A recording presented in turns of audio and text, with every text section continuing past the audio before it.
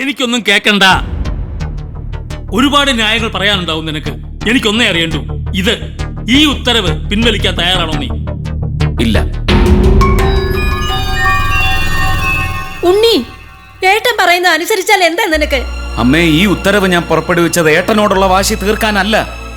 എല്ലാവരും ഒന്ന് മനസ്സിലാക്കണം, ഇവിടുത്തെ പാരിസ്ഥിതിക സന്തുലിതാവസ്ഥ നിലനിർത്താൻ മുഖ്യമന്ത്രി എടുത്ത തീരുമാനങ്ങളുടെ ഭാഗമായിട്ടാണ് ഇങ്ങനൊരു ഉത്തരവുണ്ടായത്. ഇത് അവസാനത്തെ ഊഴമാണ്.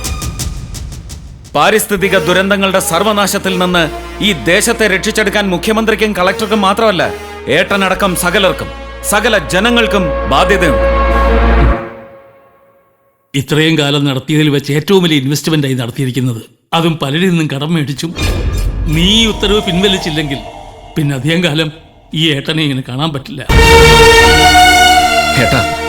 ഏട്ടൻ ഒരു കാര്യം മനസ്സിലാക്കണം, ഞാൻ ഈ കോലോത്തിന്റെ കളക്ടറല്ല, ജില്ലയുടെ കളക്ടറാണ്.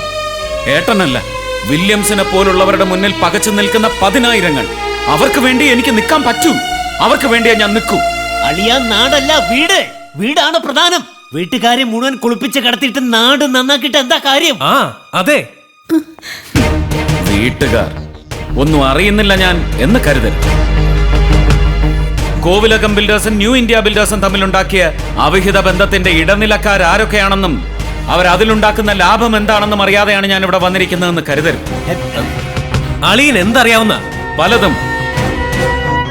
നീചവും നികൃഷ്ടവുമായ അധമ പണത്തിന്റെ പർച്ചേസിംഗ് പവർ കൊണ്ട് 1 വിലയുള്ളിടത്ത് 10 ആവശ്യപ്പെടുകയും 10 ആവശ്യപ്പെടുന്നവൻ 20 കൊടുക്കുകയും ചെയ്യുന്ന ഇവിടുത്തെ ജാതിമത സാഹോദര്യത്തിന്റെ സാമ്പത്തിക സമവാക്യങ്ങൾ അട്ടിമറിക്കുന്ന ഭൂമി കച്ചവട ഫാസിസത്തിന്റെ പുതിയ ഗണിതങ്ങളടക്കം പലതും. എതിർനീക്കം ആരംഭിക്കുന്നേ ഉള്ളൂ. മലപ്പുറത്ത് 15 ഹവാല കേന്ദ്രങ്ങളിൽ ചെറുതായി ഒന്ന് തൊട്ടുപൊള്ളിച്ചപ്പോ നമ്മുടെ നാടറിഞ്ഞു ഭൂമി ക്രയവിക്രയങ്ങളിലെ ഇരകളെയും വേട്ടക്കാരെയും. മലപ്പുറങ്ങൾ ഇനിയും ആവർത്തിക്കും കേരളത്തിൽ. അന്ന് ഇതിനെല്ലാം കാരണഭൂതരായ വില്യംസിനെ പോലുള്ളവരെ രക്ഷിച്ചെടുക്കാൻ പാവന്റെ ഏട്ടനെ പരിച പോലെ കൊണ്ടു നിർത്തുന്ന തന്ത്രങ്ങൾ ആവർത്തിക്കരുത്. ഒരു കാരണവശാൽ ആവർത്തിച്ചാൽ മറക്കും ഞാൻ ബന്ധങ്ങൾ.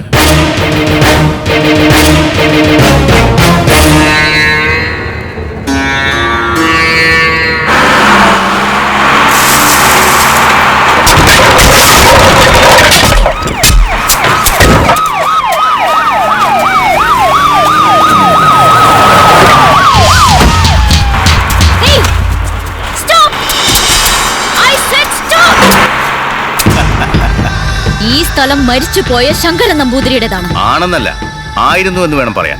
മരിക്കുന്നതിന്റെ തൊട്ട് തലേന്ന് സെന്റ് ഒന്നിന് 6 ലക്ഷം രൂപ വിലയ്ക്ക് നമ്പൂതിരി അതെനിക്ക് വിറ്റു.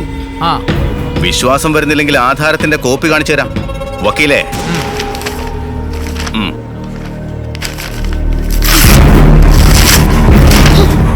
ഇതുപോലുള്ള ആധാരങ്ങൾ ഉണ്ടാക്കിയെടുക്കാൻ എന്നും മിടുക്ക് കാട്ടാറുള്ള തനിക്ക് സ്വന്തം കമ്പനിയുടെ തലവാചകം ഇനി രക്ഷയ്ക്ക് വരില്ല. സോമൻ,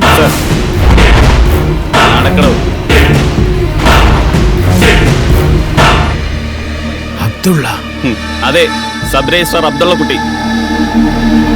സെന്റിന് 6 ലക്ഷം രൂപ കൊടുത്ത് ശങ്കരൻ നമ്പൂതിരിയിൽ നിന്നും നിങ്ങൾ വാങ്ങിയെന്ന് അവകാശപ്പെട്ട ഈ സ്ഥലം നമ്പർ 2 ഇടപാടിലൂടെ നിങ്ങൾക്ക് രജിസ്റ്ററാക്കി തന്ന ഉദ്യോഗസ്ഥൻ. രജിസ്ട്രേഷൻ നടന്നത് താൻ കൊടുത്ത നോട്ടുകെട്ടുകളുടെ മാത്രം അടിസ്ഥാനത്തിലാണെന്നും ശങ്കരൻ നമ്പൂതിരിയുടെ ഒപ്പ് വ്യാജമായി ഇട്ടതാണെന്നും സമ്മതിച്ചു കഴിഞ്ഞു ഇയാൾ. ഈ സ്ഥലം മാത്രമല്ല, ഇതുപോലെ താൻ നടത്തിയിട്ടുള്ള കള്ള രജിസ്ട്രേഷനുകളുടെ മുഴുവൻ വിവരങ്ങളും ഇയാൾ എനിക്ക് കൈമാറി കഴിഞ്ഞു. ഇനി ഞങ്ങളുടെ കൂടെ വരാൻ വേറെ തടസ്സങ്ങളൊന്നും ഇല്ലല്ലോ സാറിന്? സോമ, എന്താടാ നോക്കി നിൽക്കുന്ന? പിടിച്ച് പുറത്താക്കണവരെ.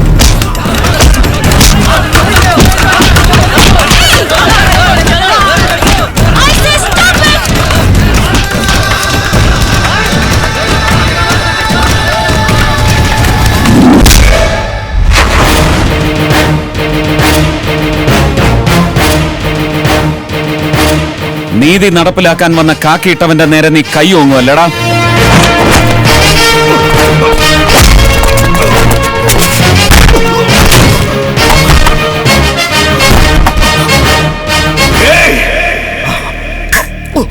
അടിച്ച് കൊല്ലണവനെ.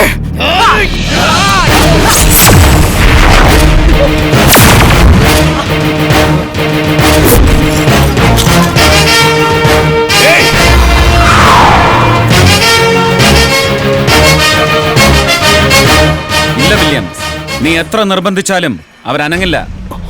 കൃത്യനിർവഹണത്തിനെത്തിയ എക്സിക്യൂട്ടീവ് മജിസ്ട്രേറ്റിന്റെ അധികാരമുള്ള ജില്ലാ കളക്ടറെ ആക്രമിച്ചാൽ ഉണ്ടാകുന്ന ഭവിഷ്യത്തുകളെക്കുറിച്ച് അവർക്ക് നന്നായി അറിയാം. പണത്തിന് മീതെ ഒന്നും പറക്കില്ലെന്ന് നിന്നെ പോലുള്ള പുത്തൻ പണക്കാർ പറയുന്നത് വെറുതെയാണ് വില്യംസ്. പണമല്ല, അധികാരം. അധികാരമാണ് വലുത്. ആത്മാവിന് ബലമുള്ളവർ അധികാരത്തിലിരുന്നാൽ 1 കോടിപതിക്ക് ഒരു പുല്ലും ചെയ്യാനാവില്ല. Revathi, sir, take him.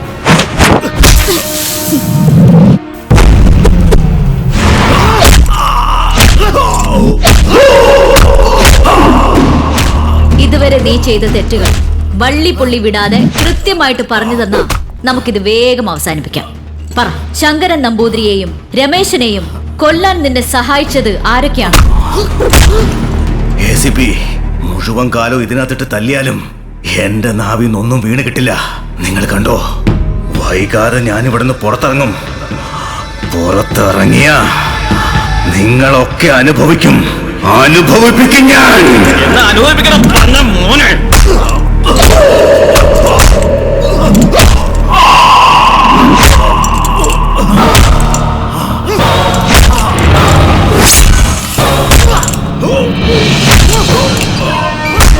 സോമ, മതി. ഇനിയും തല്ലിയാൽ ഇവൻ ലോക്കപ്പ് രക്തസാക്ഷിയാവും. വെറുതെ എന്തിനാ ഒരു കസ്റ്റഡി മരണം ഉണ്ടാക്കി വെച്ച് ആ പാവ ആഭ്യന്തരമന്ത്രിയെ ബുദ്ധിമുട്ടിക്കുന്നത്? സർ, ഇവൻ സത്യം പറയുന്നില്ല അല്ലേ? അത് പറയിക്കാൻ എത്രയോ മാർഗങ്ങൾ വേറെ കിടക്കുന്നു. വില്യൻ, ഇപ്പൊ സമയം 8. നാളെ കാലത്ത് കൃത്യം 8 മണിക്ക് ഞങ്ങൾ വീണ്ടും വരും. ഇത്രയും കാലം ചെയ്തു കൂട്ടിയ പാപങ്ങൾ എണ്ണി എണ്ണി പറയാൻ പാകത്തിൽ ഓർത്തു വെക്കാൻ ഈ സമയം ധാരാളം. വാശിയില്ലാത്ത നല്ല കുട്ടിയായിട്ട് നിൽക്കണം. നാളെ കാണാം.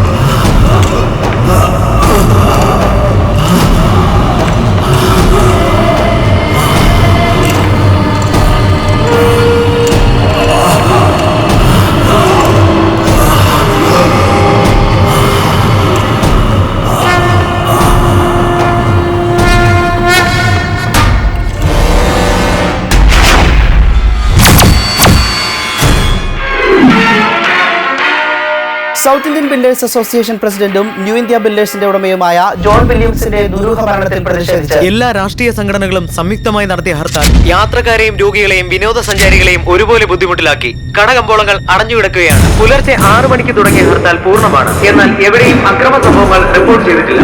ജീവൻ ടിവിക്ക് വേണ്ടി കൊച്ചിയിൽ നിന്നും ക്യാമറമാൻ സുനിലിനോടൊപ്പം ലിജിൻ ജോസ്. വിശദീകരണം ചോദിച്ചിട്ട് എന്താ കാര്യം? പോസ്റ്റ്മോർട്ടം റിപ്പോർട്ട് അനുകൂലമായില്ലെങ്കിൽ എന്ത് ചെയ്യാൻ പറ്റും? അതാ എന്റെയും പ്രശ്നം. സ്ട്രോങ് ആക്ഷൻ എടുക്കാൻ പറ്റാത്തത് അതുകൊണ്ടാ. തോമസ് ഡോക്ടർ സ്ഥലത്തില്ലാത്ത പ്രശ്നം. ക്രിമേഷൻ ഏതായാലും നാളെ ഉണ്ടാവും.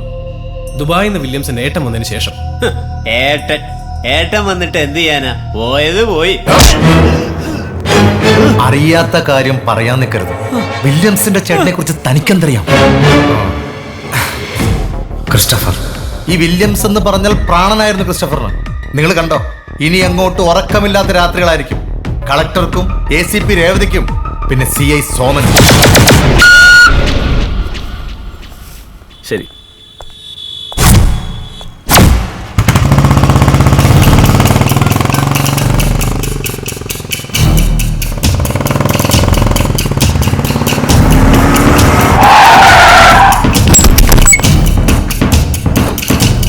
വണ്ടി എടുത്ത് മാറ്റാ.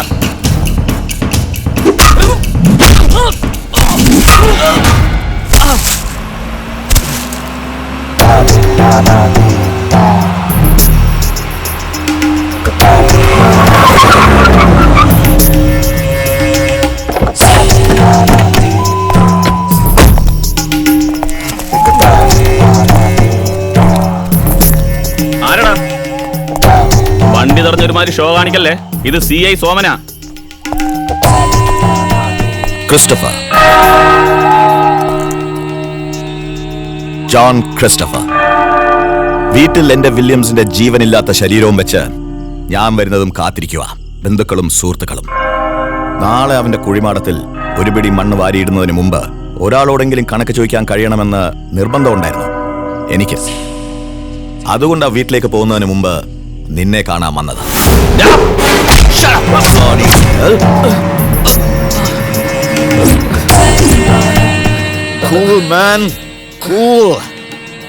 നിനക്കിനി പോകാം, മരണം മണക്കുന്ന മണ്ണിലേക്ക്. നിന്റെ ജീവന്റെ തുടിപ്പിങ്ങനെ കൈക്കുള്ളി കിടന്ന് പെടയുമ്പോ എനിക്കൊരു ഹരമാണ്, ചോര കാണുന്ന എന്റെ ഹരം.